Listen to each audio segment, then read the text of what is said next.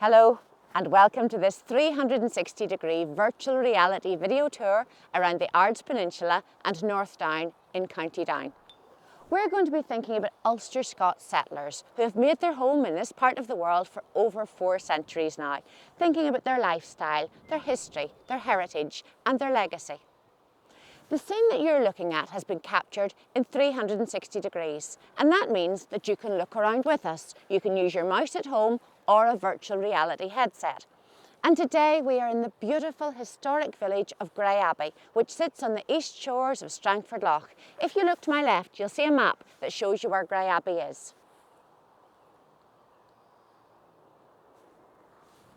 Behind us then stands this magnificent Georgian country home, Greyabbey House. These were the ancestral lands of Sir Hugh Montgomery, a laird from Bradestane in Scotland, who was granted land here in the early 1600s by King James, the 6th of Scotland, the 1st of England. If you look to my left and to my right, you'll see portraits of Sir Hugh Montgomery and King James. Now these lands, back at that period, had been decimated by fire and by war. So now Sir Hugh wanted to make a success of the lands in Ulster. So he brought across new tenants from Scotland. These were people who would pay him rent, they would farm the land and establish new villages, they would be loyal to the king, they would speak English, and they would establish Protestantism in this area.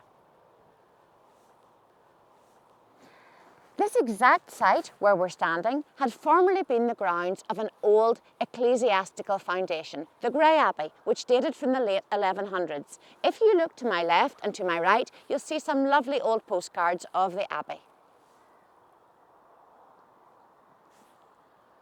So Sir Hugh gave these lands to his son, Sir James Montgomery, who built a house here. Just down beside me is the only stone that remains from that first home. It burnt down, as did his second home.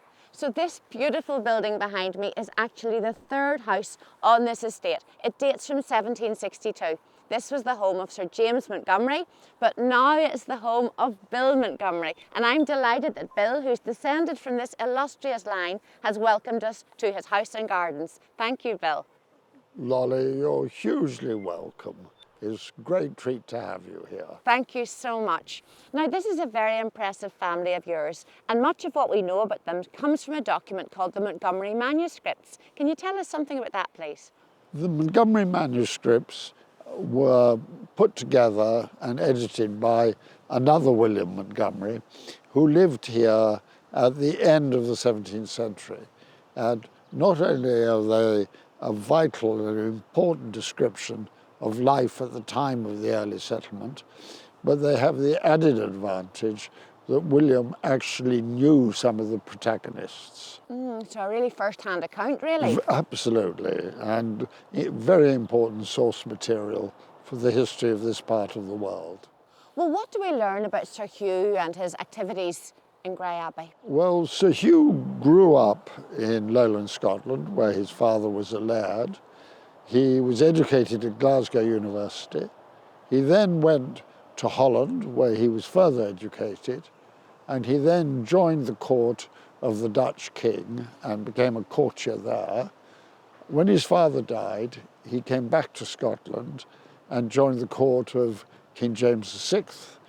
And when the king became first of England, he accompanied him to Hampton Court. So he was very much a civilized man and a courtier. That's very interesting.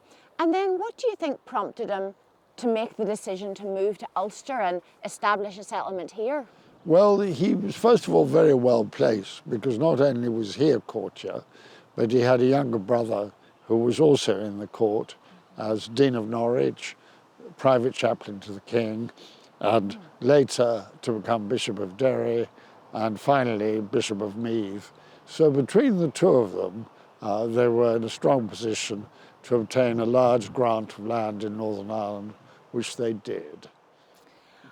Do you think they were held in high esteem by the locals here? Well, we must always remember that the triumphant people write the history, and it's not always not a little bit leaning in their favour. But just to quote from the manuscripts, he repaired 6 churches, put Bibles and books of common prayer in all of them, and indeed bells.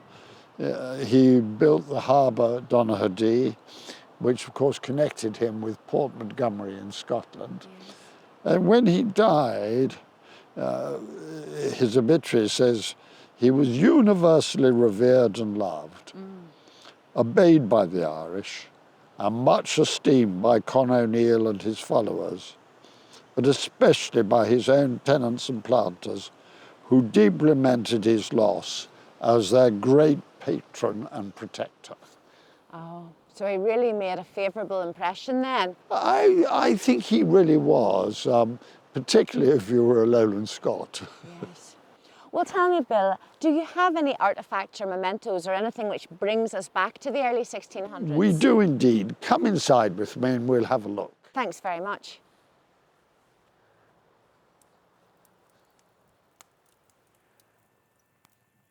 Greyabbey House is considered to be one of the most beautiful Georgian country homes in Ireland. And look at this magnificent room where Bill has brought us now. Strawberry Hill Gothic, it's an octagonal room with marvellous ornate plasterwork on the ceiling and logs crackling in the Kilkenny marble fireplace. A beautiful room, Bill. Thank you for welcoming us here. Well, Lolly, as always, you're hugely welcome. Thank you. You've some very interesting objects laid out to show us here. What's this one, first of all? This, Lolly, is an indenture between the Earl of Eglinton, who is head Montgomery in Scotland, and Sir Hugh Montgomery, who by then had become Viscount Montgomery of the Greater Ards, and later was to become Earl Mount Alexander. And it grants to Sir Hugh the rights of being top Montgomery in Ireland, and in return, he was, if demanded, to provide a stallion, which is illustrated here. And so there we are. Well, I see some other illustrations on here. Is one of those drawings at the top Sir Hugh himself?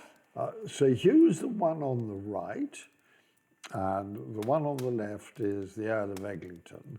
And you can see both their crests.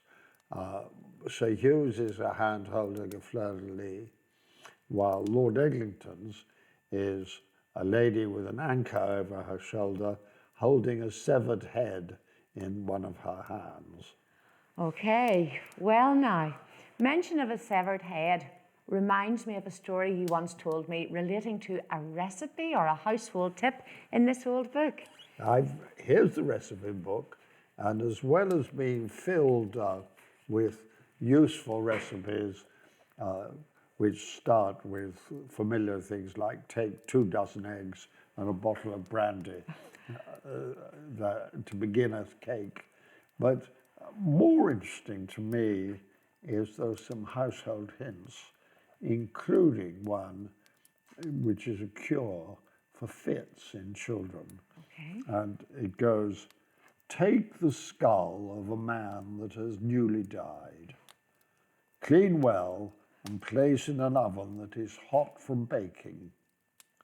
When the brain has dried to powder, store the powder in a sealed jar and keep the skull. That's the important thing.